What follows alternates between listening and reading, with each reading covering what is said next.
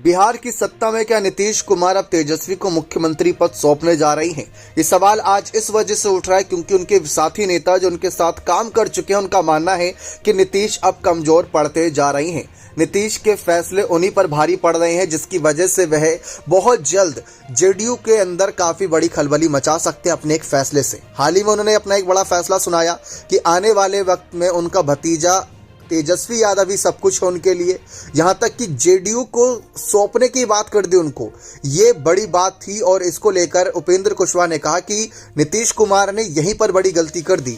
अगर बात मुख्यमंत्री पद तक सीमित रहती तो सही रहता, लेकिन पार्टी का बागडोर सौंपना ये अपने आप में बड़ा चर्चा का विषय है।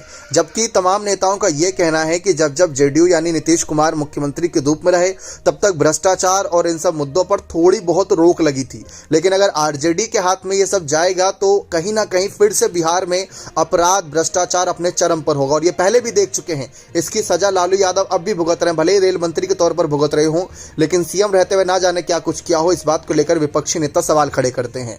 तो नीतीश कुमार भी यही चाहेंगे कि जिन मुद्दे को बीजेपी और उनके पुराने साथी नेता उठा रहे हैं उन मुद्दे पर कोई बात ना हो, उन मुद्दे को हवा ना मिले, इस बात की कहीं ना कहीं नेतृत्व सारी जिम्मेदारी तेजस्वी को लेनी होगी। यही कुछ बातें हो सकती जिसके आधार पर नीतीश आगे तेजस्वी को सीएम पद सौंपे।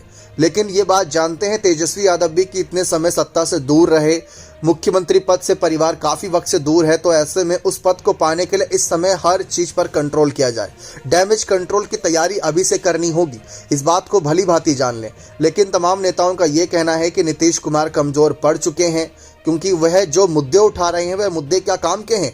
जैसे कि अगर आप देखें, हाल ही में उन्होंने बिहार को विशेष राज्य का दर्जा दिलाने के लिए केंद्र सरकार से मांग की है, लेकिन क्या वह ये मांग तब नहीं कर सकते थे जब वह एनडीए के साथ थे?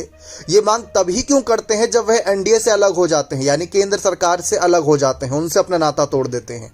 तो यही सवाल आज उठाए जा रहे हैं कि नीतीश कमजोर पड़ रहे हैं, इसी वजह से उनको ऐसे मुद्दों का सहारा लेना पड़ रहा है। और ऐसे में कहीं ये ना हो कि इस पर भाजपा और तमाम उनके विरोधी नेता उन पर भारी पड़े।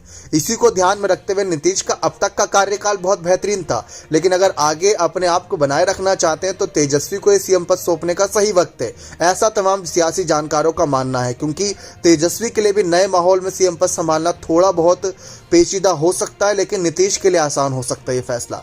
बाकी लोकसभा चुनाव सर पर है, अब देखते हैं इस बीच नीतीश की अगली रणनीति क्या होगी।